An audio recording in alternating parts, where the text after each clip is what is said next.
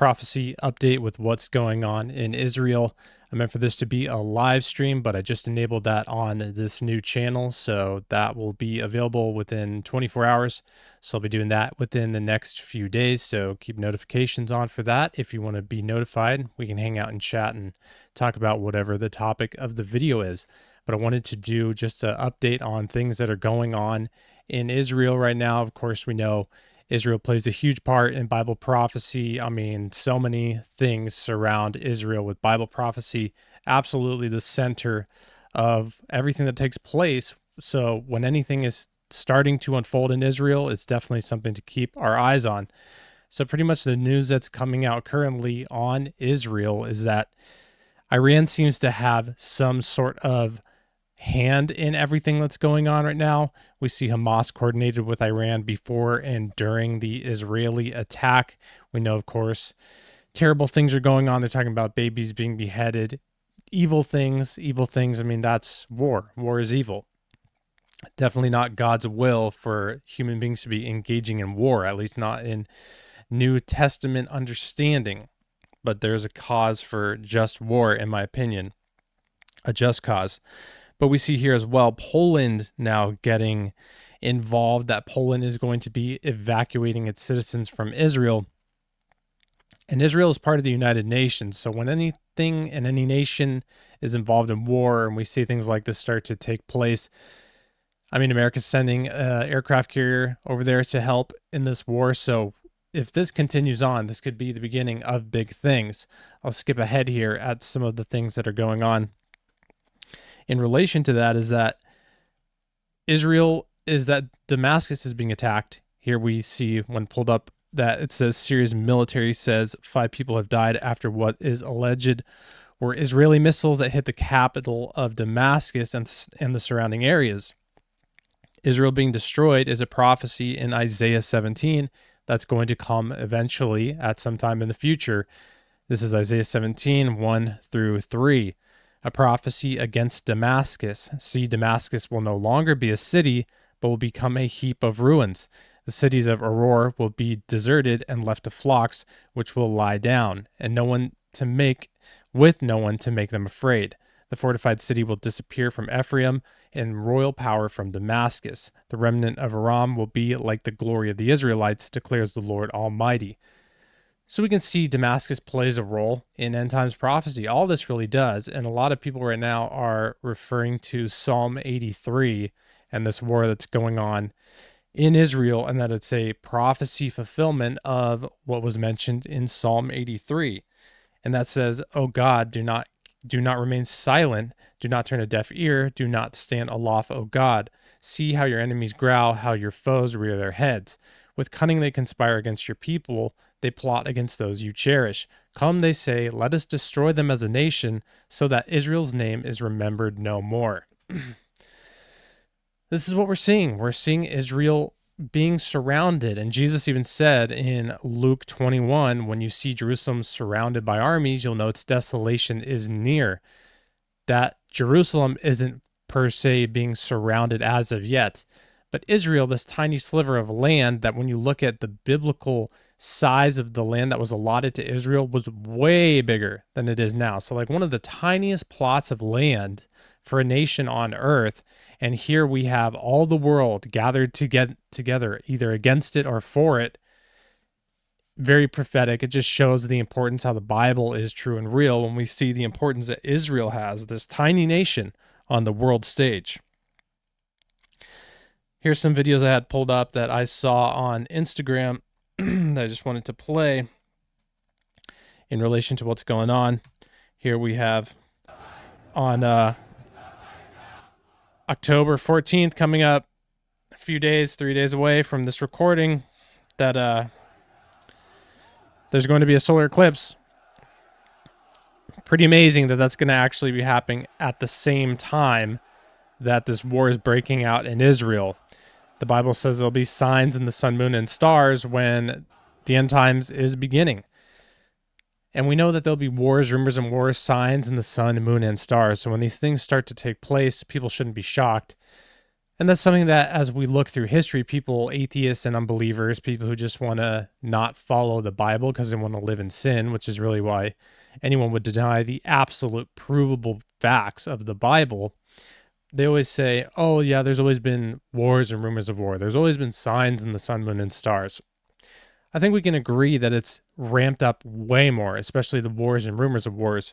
I mean, just because a few nations in the past have warred is nothing in comparison to what we're seeing now. We're seeing war on a mass scale. I mean, war is practically touching every single continent right now. We have nations with the capability to take out other nations with their weapon systems. We're seeing war increase to an absolutely the highest level that it's ever been with all these nations involved.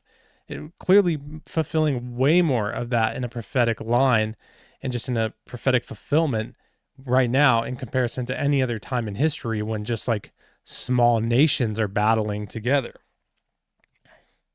So I thought that was pretty interesting. This is interesting as well. Play this clip. He says he was curious about if Hamas is in the Bible. I searched to see if I could find Hamas in the Bible, and I found this. Genesis 6:11, it says, "Now the earth was corrupt in God's sight and was full of violence." Now keep going with me. Pay attention here. Now, when I go to Genesis 6:11 and I look at what those words mean in the original Hebrew, look at the word for violence. Look at this. Ready? Hamas. So again, what is Hamas in the Bible? Hamas meaning violence, wrongdoing. Thought that was pretty interesting. It is definitely interesting when Hebrew has its ties to the Hebrew language is a dialect that describes things in way more detail than English. So it's just pretty amazing when we see these correlations between Hebrew and just things going on like that. Like another one is NASA allegedly in Hebrew is to deceive. And I mean, it's pretty clear to see that through NASA's history, they've done a lot of deceiving. Here's another video just of some of the rocket attacks just to show just the mass scale. Incredible. I mean, we should definitely be praying and being in prayer for Israel, for this war to stop.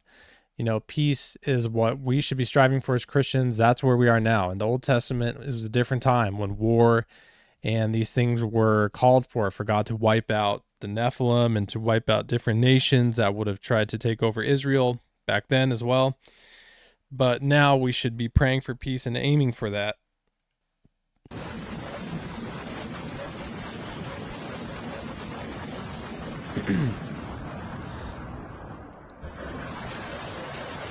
It's just crazy to see.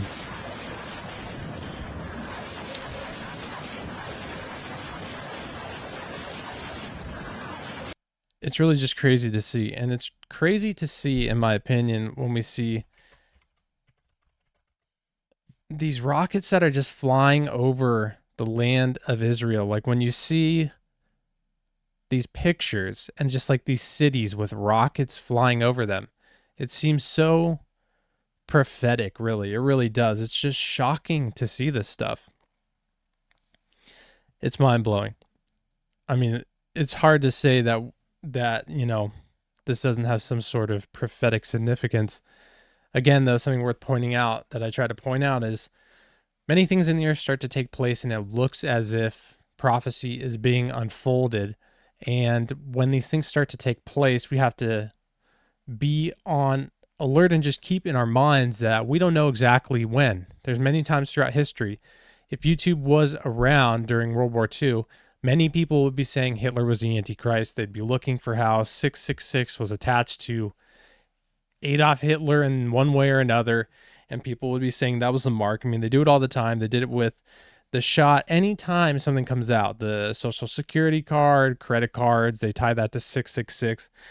And then years down the road, people who don't have a strong faith, they look back and say, oh, well, look at the crazy Christians. They thought that credit cards were the mark of the beast. So it's not the mark. Like, it's fine to not have to buy or sell unless you take part in some mandate.